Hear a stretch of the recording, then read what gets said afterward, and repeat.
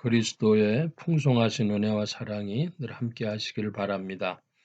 오늘 이 아침에는 사도행전 23장 1절로 10절까지의 말씀을 잠시 살펴보려고 합니다.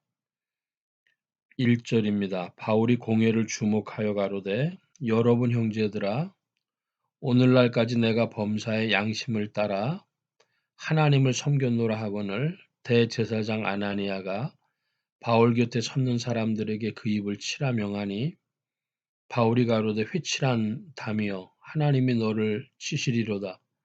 네가 나를 율법대로 판단한다고 앉아서 율법을 어기고 나를 치라 하느냐 하니 곁에 선 사람들이 말하되 하나님의 대제사장을 네가 욕하느냐. 바울이 가로되 형제들아 나는 그가 대제사장인 줄 알지 못하였노라. 기록하였으되 너희 백성의 관원을 비방치 말라 하였느니라 하더라. 사도행전 23장 1절로 5절까지의 말씀을 보면 이제 사도 바울이 예루살렘에서 공회에 모인 사람들 앞에서 자기를 변명하는, 변증하는 그런 시간을 갖게 됩니다. 그런데 바울은 자기가 범사의 양심을 따라서 하나님을 섬겼다고 이야기합니다.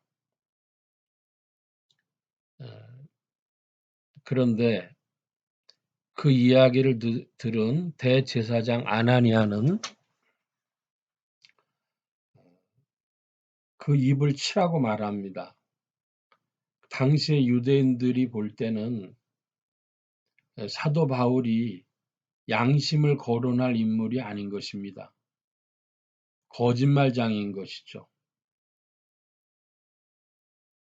그래서 사도 바울은 이야기합니다.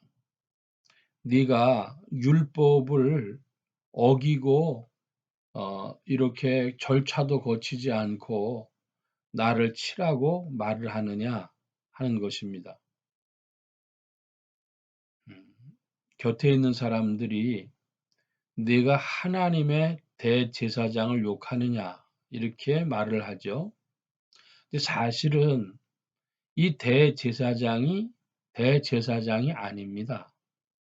성경이 말씀하는 율법을 온전하게 따른 대제사장이 아닌 것이죠.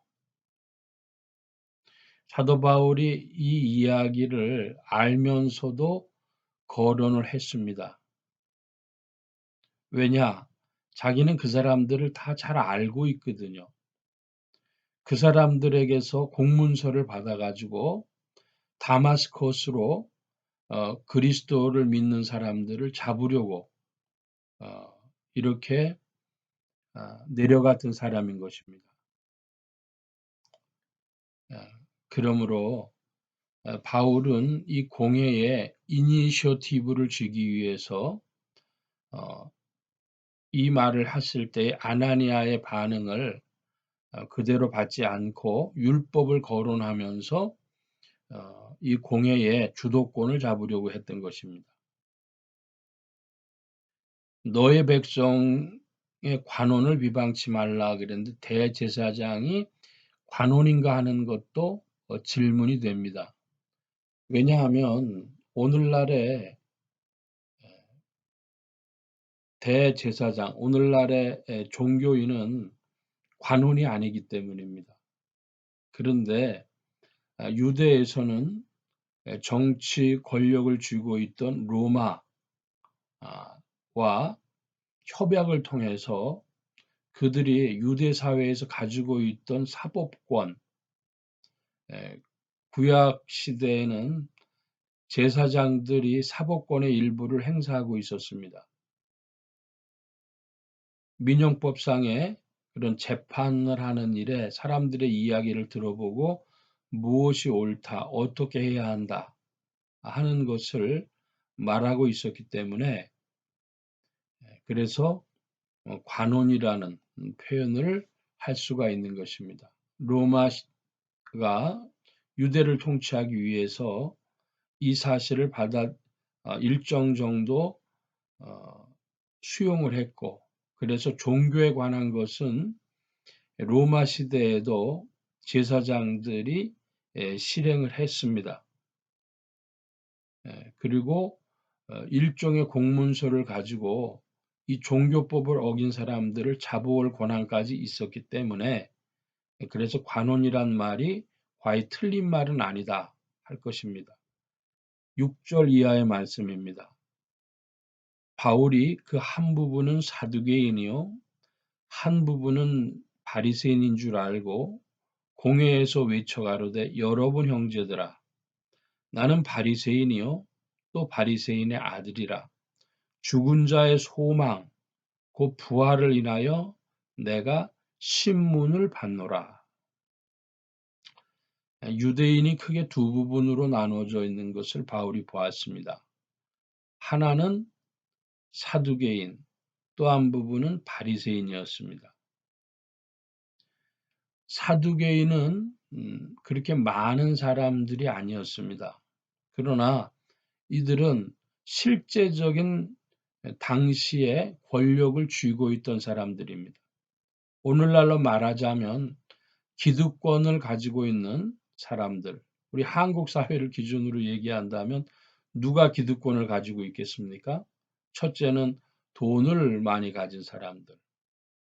두 번째는 민주주의라고는 하지만 국민들의 투표권이 미치지 않는 사법 권력에 속한 자들, 그러니까 판사들, 또 판사에 준하는 검사들, 혹은 사회적인 발언권을 독점하다시피 하고 있는 그런 언론들, 뭐 이런 사람들이 기득권 아니겠습니까? 그러니까 누가 언론에 도전한다든지, 누가 사법부를 비난한다든지, 혹은 재벌들에 대해서 도전한다든지 이런 것 어렵죠. 사람들 숫자는 많지 않지만 이들이 권한을 쥐고 있는 것입니다. 그것처럼 사두개인도 거의 같았는데, 사두개인은 첫째 누구냐? 그것은 로마 제국과 결탁한 제사장 무리들입니다. 그리고 성전에 제물을 드릴 때에 그 앞에서 장사하던 사람들이 있었습니다. 그러니까 소 팔고 양 팔고 비둘기 팔고 돈을 환전해주고 하는 그런 상업에 관련된, 장사에 관련된 사람들, 그리고 로마 제국 아래서 로마를 대신하고 있었던 세리들, 요즘으로 치자면은 세관이나 세관 관세청이나 국세청이나 이런 세금을 걷어들이는 사람들, 그리고 우리 일제 때에 순사들이 있었던 것처럼 로마의 관원관을 도와주던 사람들, 로마 군인들을 도와주던 군속과 같은 사람들, 그런 사람들은 대다수가 사두개인들이었습니다. 이들은 무엇을 믿었느냐 하면 죽음 이후의 것에 대해서는 별로 관심이 없었습니다. 사람이 다시 부활한다든지 그런 건 사두개인들의 관심이 아닙니다. 그들이 하나님을 믿었다면 어떤 하나님이냐? 오늘날 역사 가운데서 운행하시는 하나님,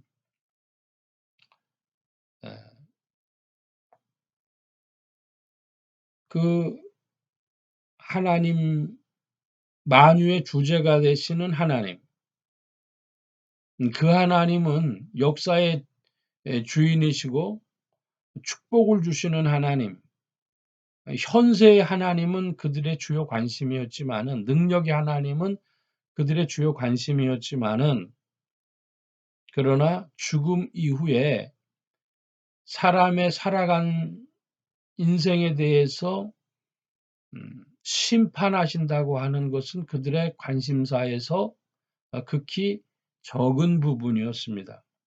그리고 부활한다는 것은 그들은 믿지 않았습니다. 그러면 반면에 바리새인들은 누구냐? 바리새인들은 오늘날로 치면은 다수의 직업을 가진 중산층과 같은 사람들입니다.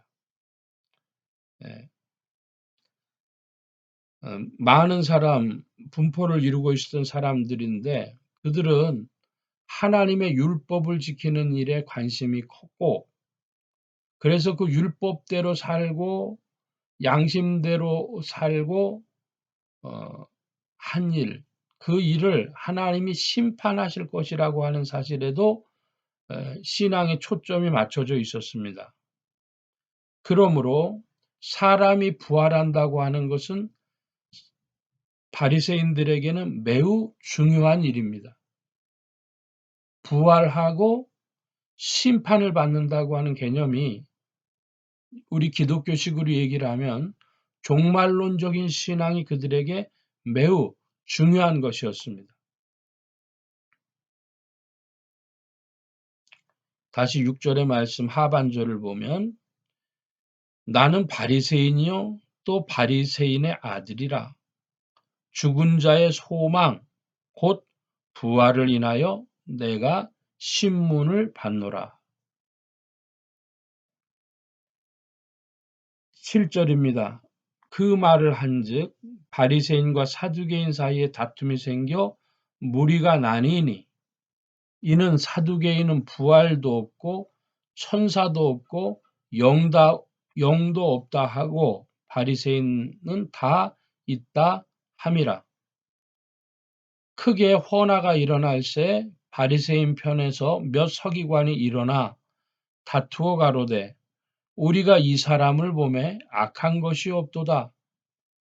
혹 영이나 혹 천사가 저더러 말하였으면 어찌하겠느뇨 하여 큰 분쟁이 생기니 천부장이 바울이 저희에게 찢겨질까 하여 군사를 명하여 내려가 무리 가운데서 빼앗아 가지고 영문으로 들어가라 하니라. 참 재미있는 부분입니다. 무엇인고 하면 그 바리새인 쪽에서 사람들이 일어나서 바울 편을 드는 것입니다. 원래 바리새인들은 율법을 중시한 사람들이기 때문에 율법과 복음, 혹 율법과 그리스도를 말할 때에 바울의 신앙과 같을 수가 없는 것이죠. 근데 바리새인들에게는 그러므로 두 개의 적대 세력이 있는 것입니다.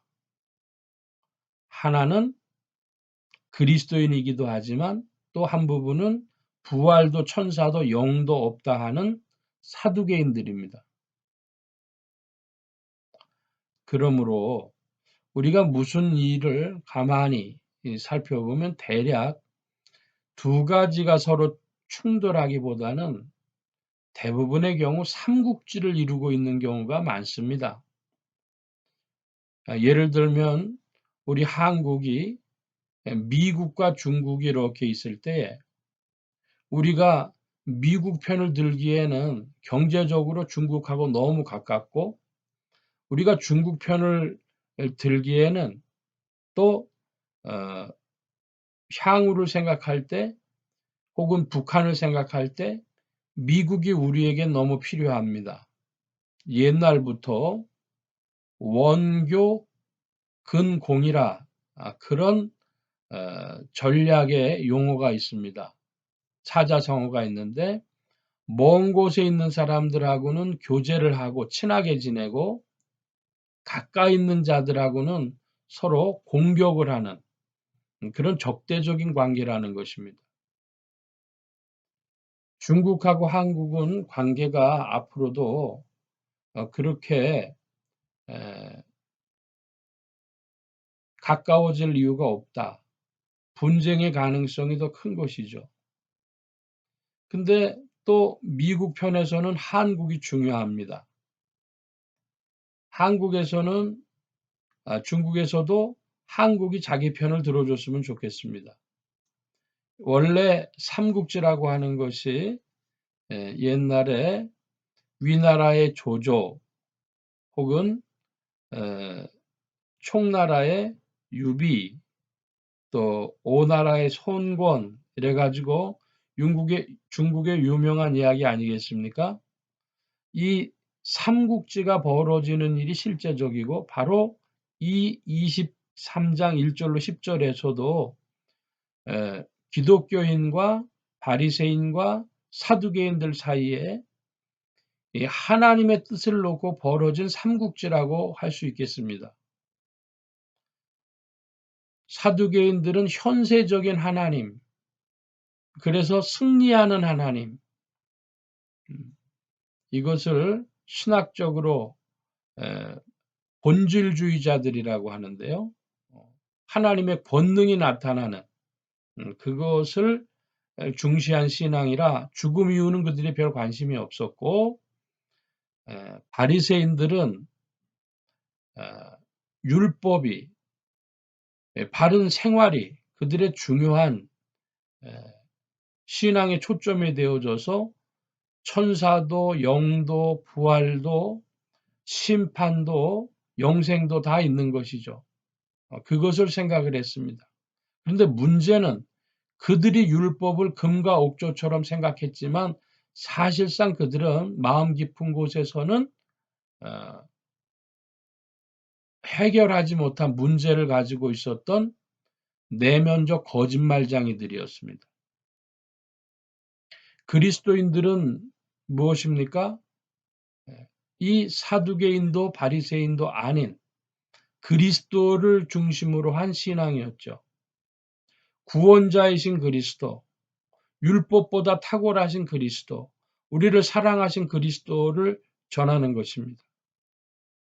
그런데 지금 23장 이 대목에서는 사두개인들과 바울의 충돌 사이에서 바리새인들이 바울의 편을 들어준 삼국지와 같은 상황이었다.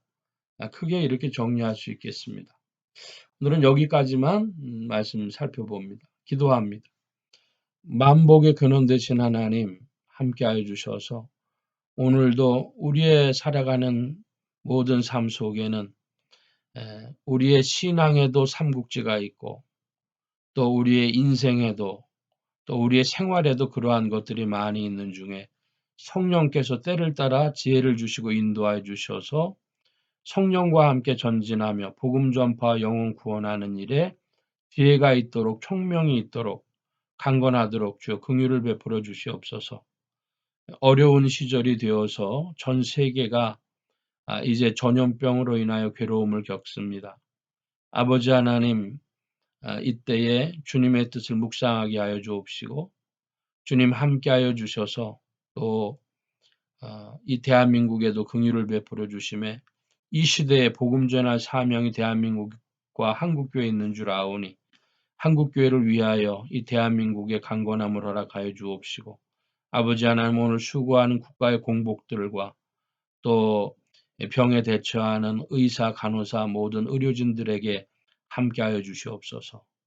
주께서 도우셔서 예수소망교회의 지체들이 서로 이렇게 얼굴을 보지 못하고 있지만은 주님 떨어져 있으나 기도로 교제하게 하시고 주의 이름을 불러 소망이 있도록 역사하여 주시옵소서. 오늘도 인도하여 주심을 구하며 감사하며 의지하올 때에 예수 그리스도의 이름으로 기도하옵나이다. 아멘.